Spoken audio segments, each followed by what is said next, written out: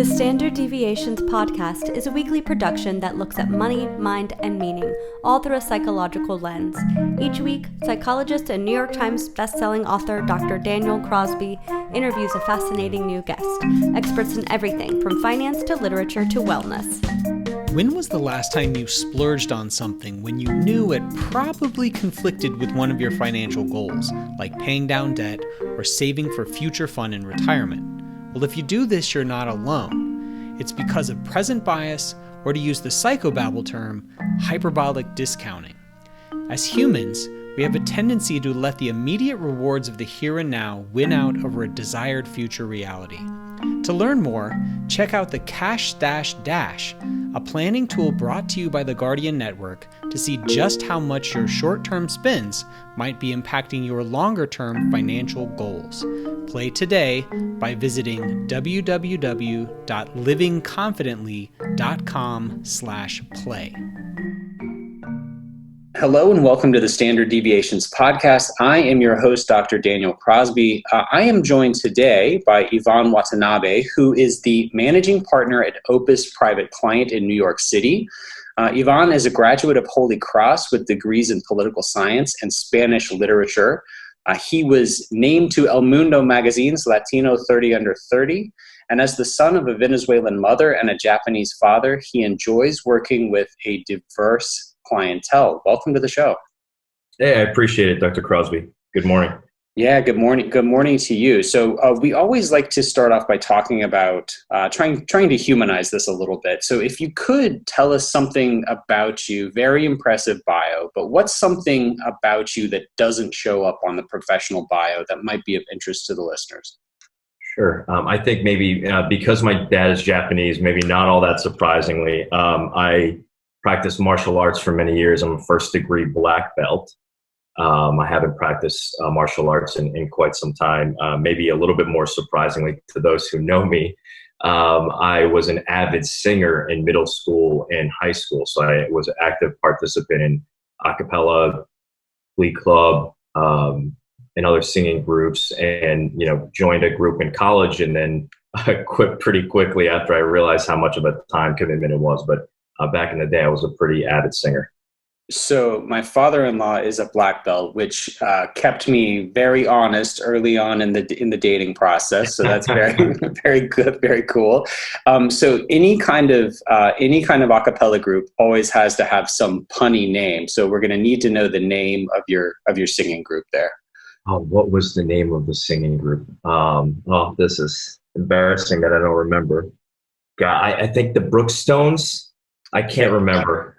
Yeah, so the one, the a cappella group where I went to college, I think was called Voicemail, MALE, haha. So anyway, we're gonna need you to start. We're gonna need you to start a new singing group and come up with a better name. The Brookstones is just too easy.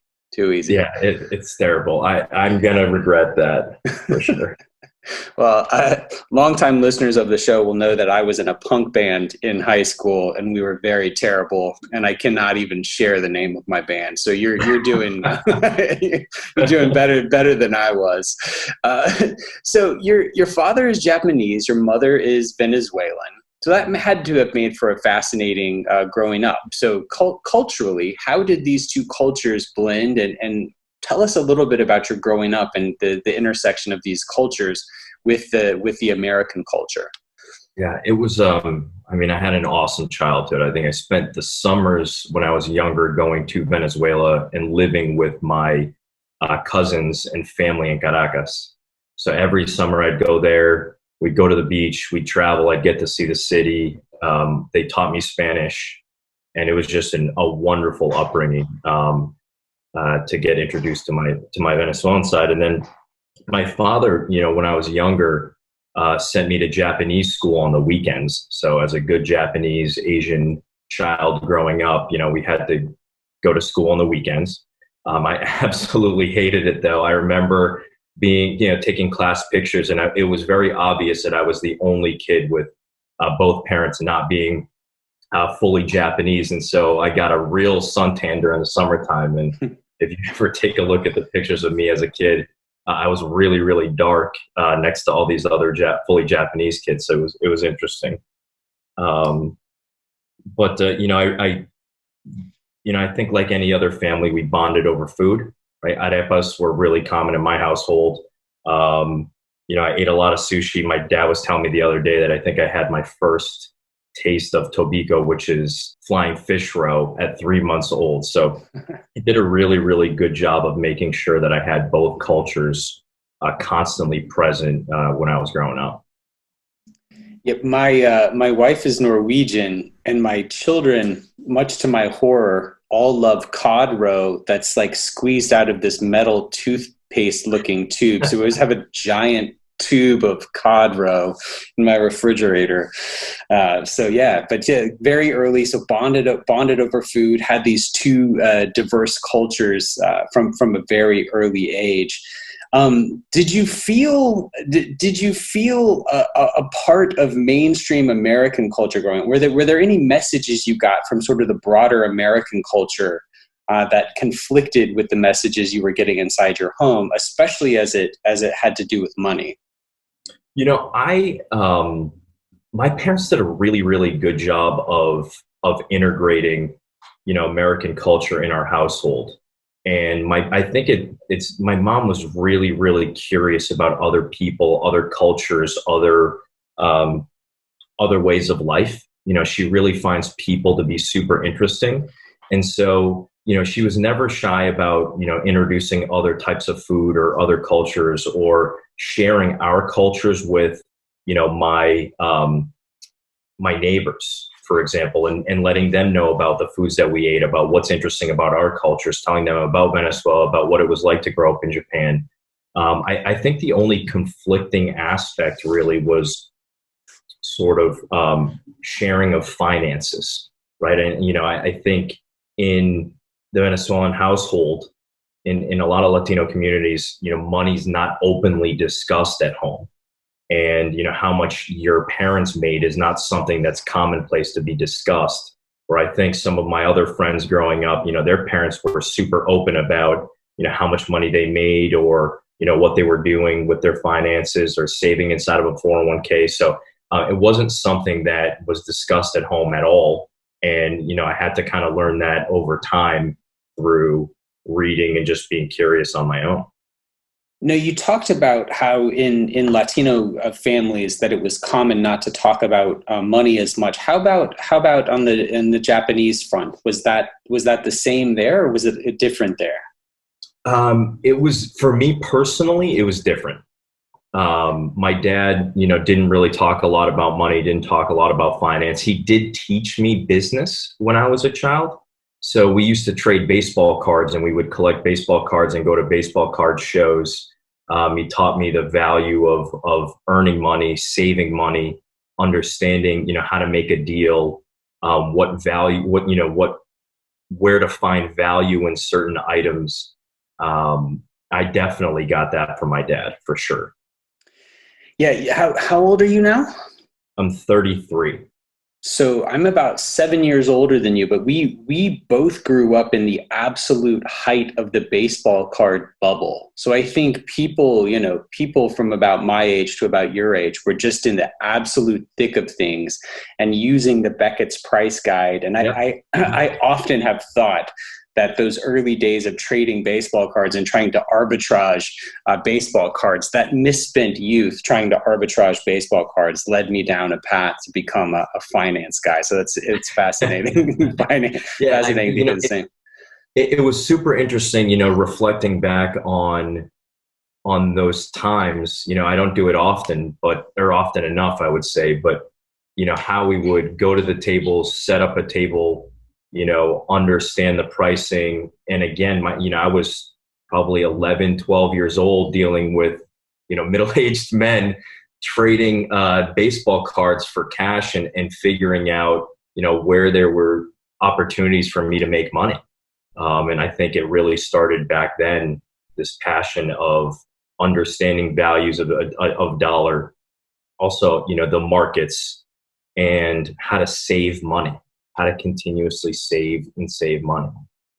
Yeah, no, absolutely. A great early training in how to negotiate, how to stick up for yourself, and how to save. So when we think about Venezuela and Japan in particular, these are two countries that in the history of finance have had some very sort of interesting and prominent features. Now, Venezuela, of course, has fallen on very hard times of late.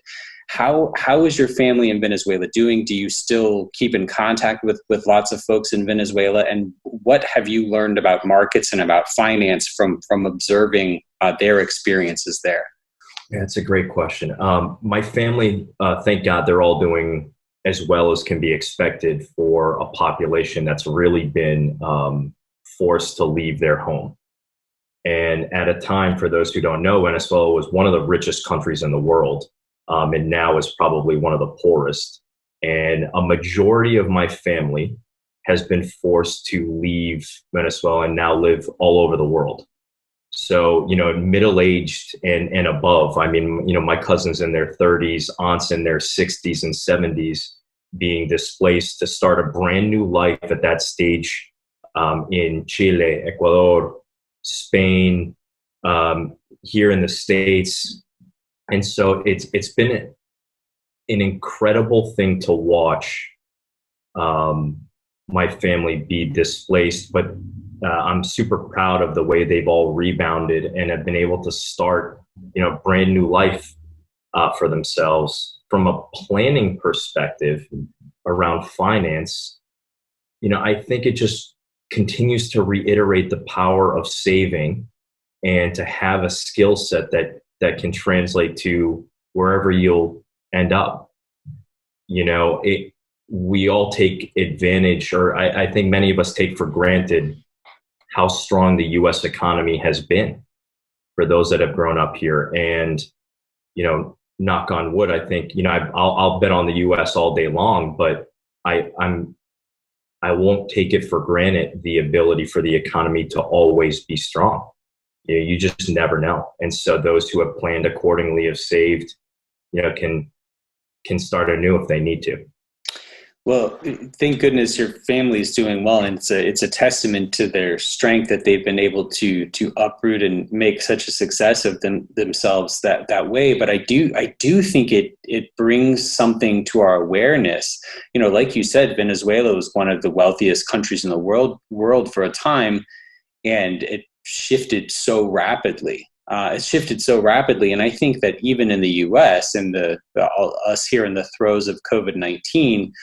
We're experiencing this reality that the range of possible outcomes, I think, is broader than any of us could have anticipated. I mean, it's just staggering to think about how quickly the world changed. And while we're not dealing with anything on the level of what Venezuela has dealt with recently, of course, it is staggering. I get, early on in the crisis, I would get mail, I would get magazines, I would get mail, I would see a commercial, and it looked like a postcard from Mars because, the world had just changed so dramatically. So I think it is a testament to the need to prepare for a variety of outcomes. There's a behavioral bias called the Lucretius Problem, which is named after a philosopher who thought that the tallest mountain he had ever seen was the tallest mountain that could ever be.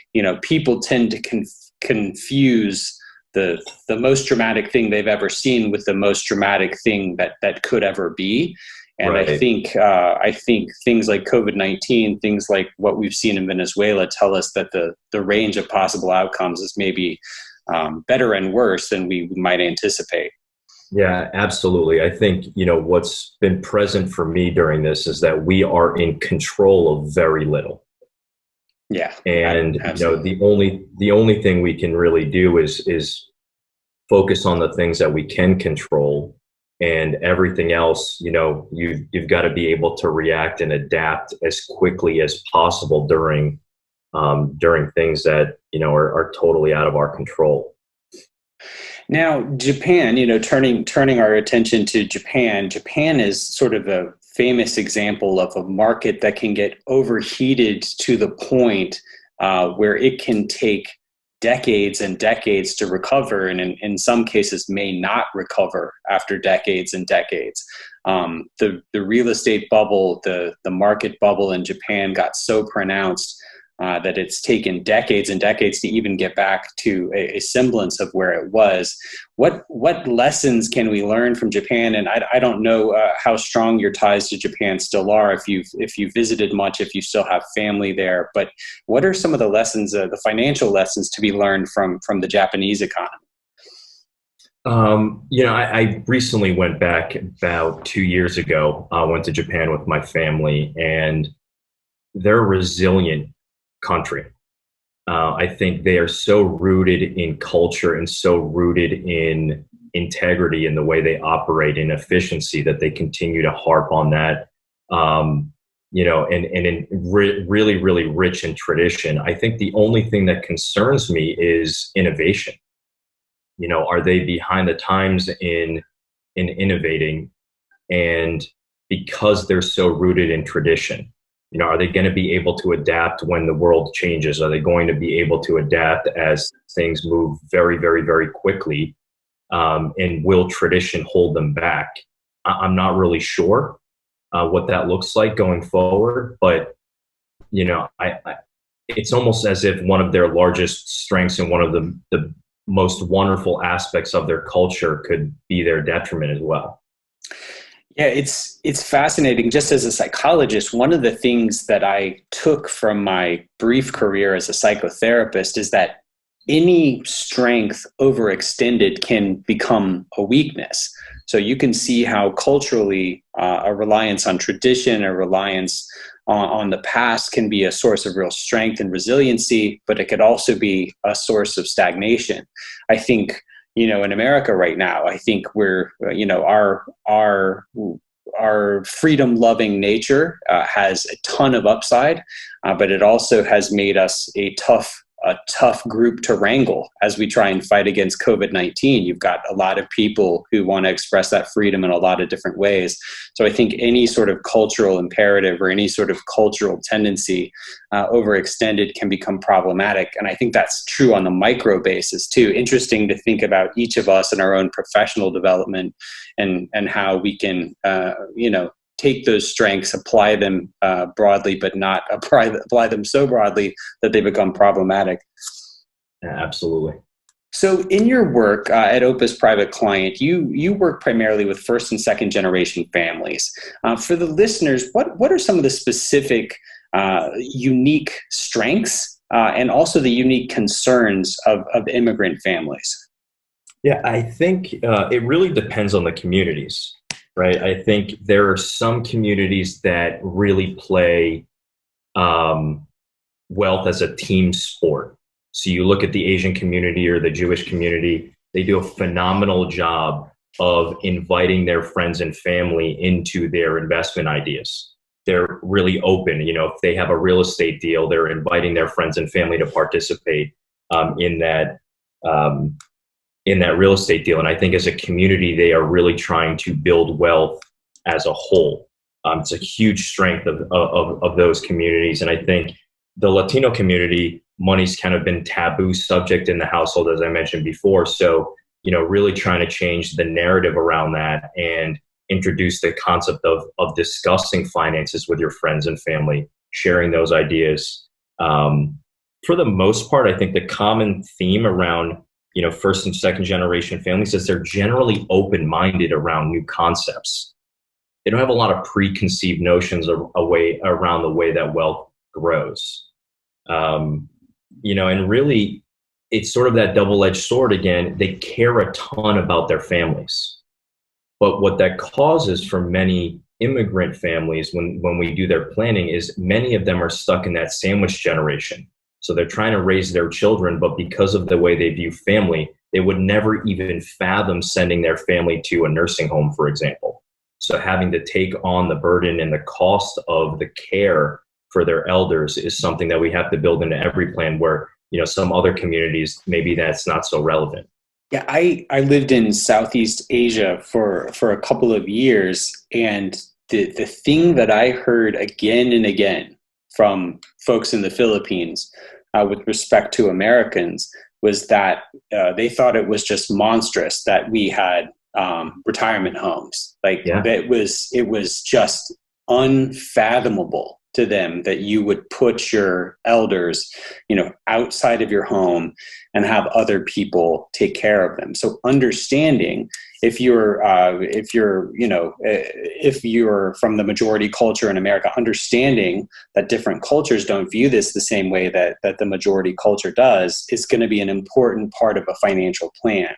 So something that I'm always curious about when you come up against a cultural norm, like say the norm in the Latino community that you've talked about, that money is sort of taboo, that you don't talk about money.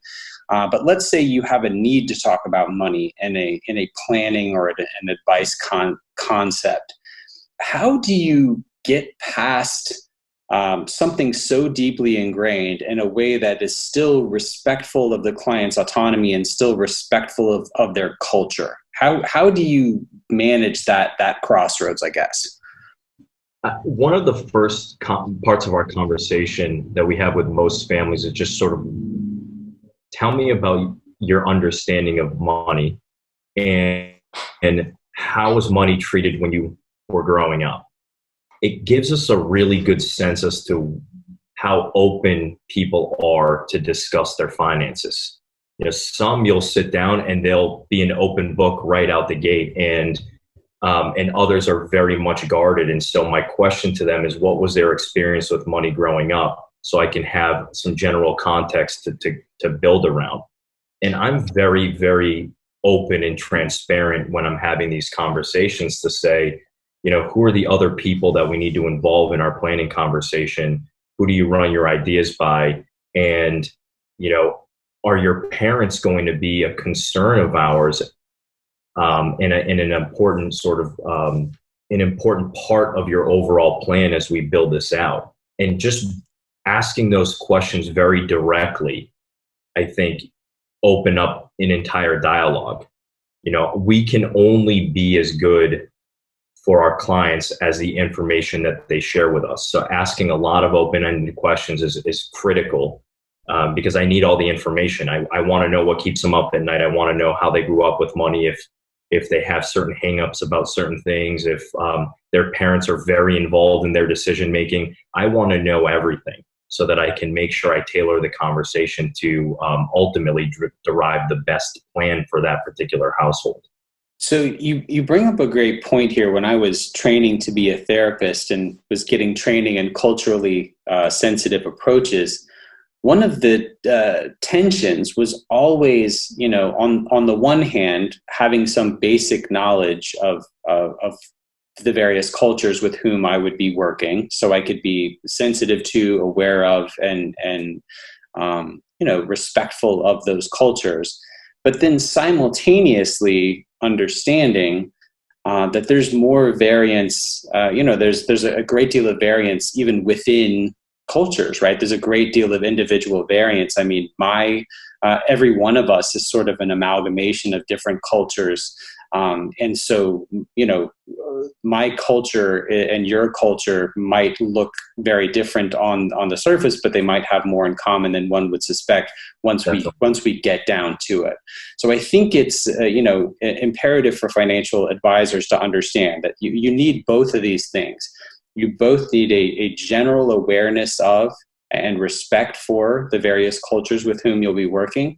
And you need this inquisitiveness. You need this curiosity to understand how someone's individual experience is going to deviate from those sort of broad cultural norms, because there's so much variation, and culture is not a monolith. It's balancing those two things. Yeah, absolutely. I mean, if somebody were planning for me, for example, and if they didn't ask those types of questions and again, approach it with a curiosity, they wouldn't know, how would you possibly plan for a Japanese father, a Venezuelan mother, a kid that went to a really prestigious boarding school and then, a Jesuit liberal arts education, right? So, how would you, if you just read my bio, you wouldn't have any idea how to approach me if you started to bring in these, internal biases to the conversation. My approach is always just be curious, try to understand as much as you possibly can. Don't go in with any preconceived notions, and then adapt from there. Yeah, I think that's fantastic advice. So it's interesting. I've seen you write about how for first generation families, owning property is a great sign of financial success, and sometimes doing anything else with money is even seen as foolish. And this is fascinating because it mirrors my own experience of my family. I'm from Alabama. My family, if you go back, a couple of generations, lost money in the bank runs of the Great Depression, and after that, my great grandfather sort of made this promise. He had been this successful middle class guy, and he lost it all in these bank runs. And he said, look, I'm going to make this money back. I'm going to work hard again. And this time I'm buying land. Like, I'm not going to put it, anywhere where it can sort of disappear into the ether. And so our family farm is a direct consequence of this decision. And it was very much ingrained in me, even growing up in a city and sort of a suburban setting. It's very much ingrained in me as a consequence of generations of cultural education, that like, you want land, like land is the only thing that they can't take from you. Right. And yet, we know as market historians that that's not always all that diversified. We know that things like equities on average have vastly outperformed things like residential real estate. So how do you, again, maintain a respect for what is a very deeply held cultural tradition while educating people that they need to diversify and there may be better places to put their wealth? Yeah, I think it comes from the American dream, right? Owning a home was a pillar of this American dream for many immigrants. And that really was the identification of, you've made it here in the States as an immigrant. And while I can really appreciate that, and I truly do, I think real estate, like any other investment, cannot be the only place where you put your assets. Real estate, people enjoy it because it's tangible. They understand it fundamentally. They can see the property, right? Whereas the equity markets or stock market is foreign to them, no pun intended. But really, you can't see it, you can't touch it. Somebody else is in charge of those assets, and I don't truly understand the way the markets work, so that's very scary to me. But seeing my apartment building, I can touch it, I can feel it. I think I'm extremely sensitive to that, and I really understand that. But like anything else, you don't want to put all your eggs in one particular basket, and you want to make sure. And these times are a really great example of that. There are so many landlords out there that have been solely building their wealth in commercial real estate, for example, or residential real estate, but their tenants are out of work, and the laws really are protecting of their tenants. And so if their rent rolls aren't coming in, well, then who's responsible for those mortgages? And, are they properly saving in other asset classes to help them, offset those losses? Right. And so you just have to have a general plan around it, but you want to make sure that there's diversification around different asset classes. And I think I've always had an exception around saving all of your money in one particular place, and that being the sole place to plan. Yeah, and unfortunately, I do think a lot of people are learning the hard way right now that real estate is, as complicated as the next asset class when it comes to periods of great performance and periods of dramatic underperformance. But I know a lot of people are really hurting. People who have built their wealth by being landlords or through Airbnb and owning second and third homes. So yeah, a dramatic and painful lesson in the power of diversification, to be sure. So as we begin to wrap up, I want to talk a little bit about the impact of COVID-19 on the families you work with, and you actually have a unique perspective.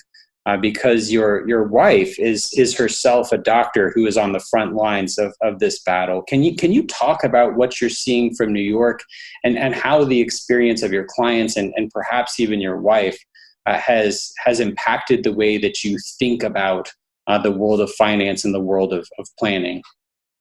Yeah. So just for those who don't know, my wife's the chief anesthesia resident at Columbia Presbyterian Hospital in New York, which is probably one of the most impacted hospitals for COVID positive patients in the country.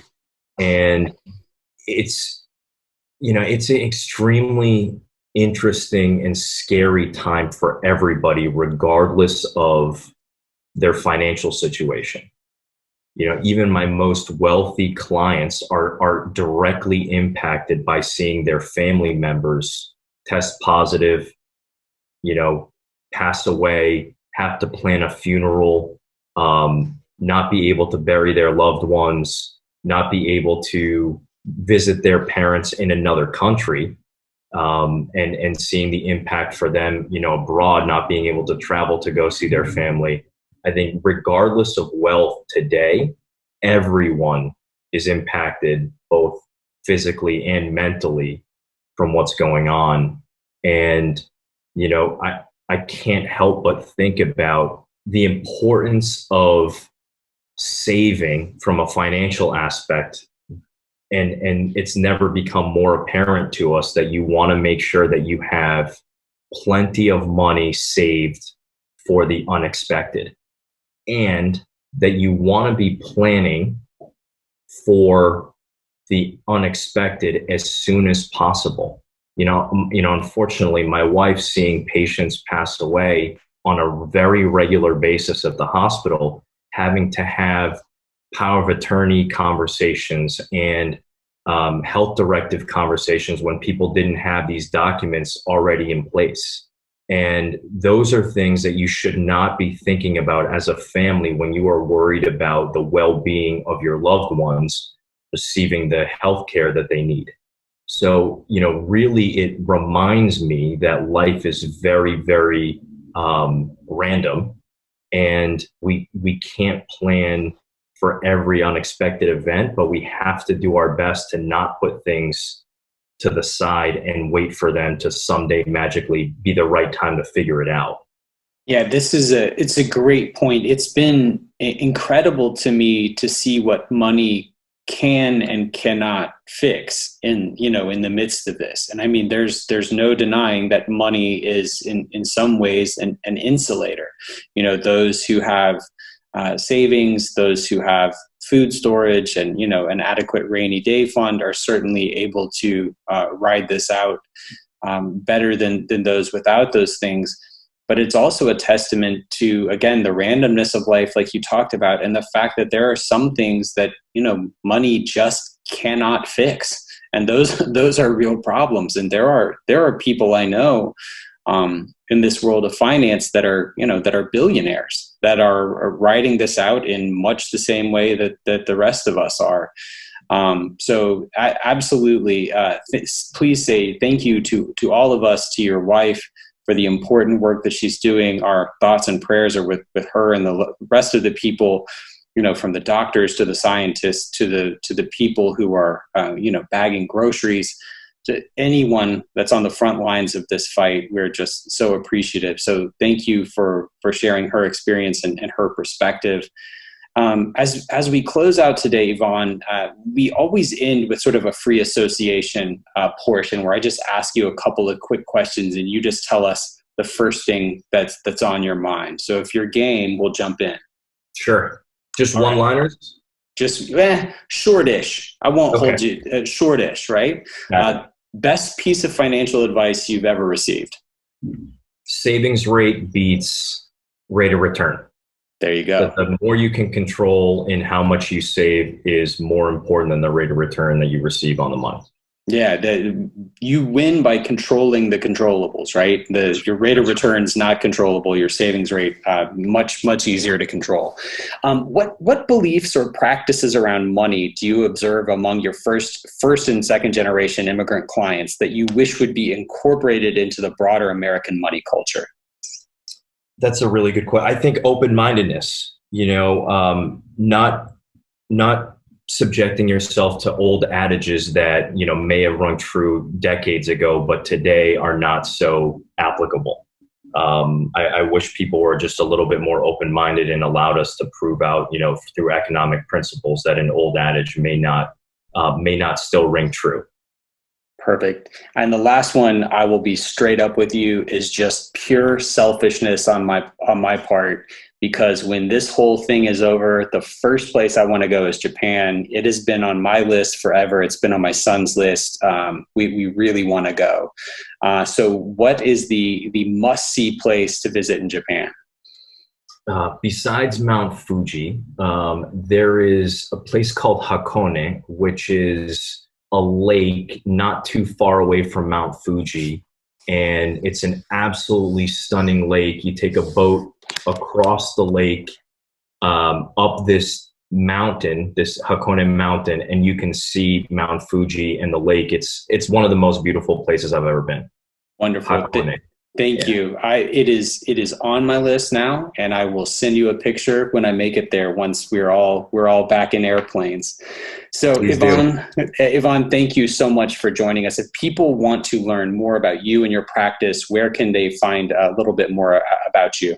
Yeah, they can take a look at our website, www.opus-pc.com. Or they can feel free to reach me on LinkedIn or email me directly. Okay. Iván Watanabe, thank you, sir. Thank you so much for your time and your insight. I appreciate it. Thanks so much.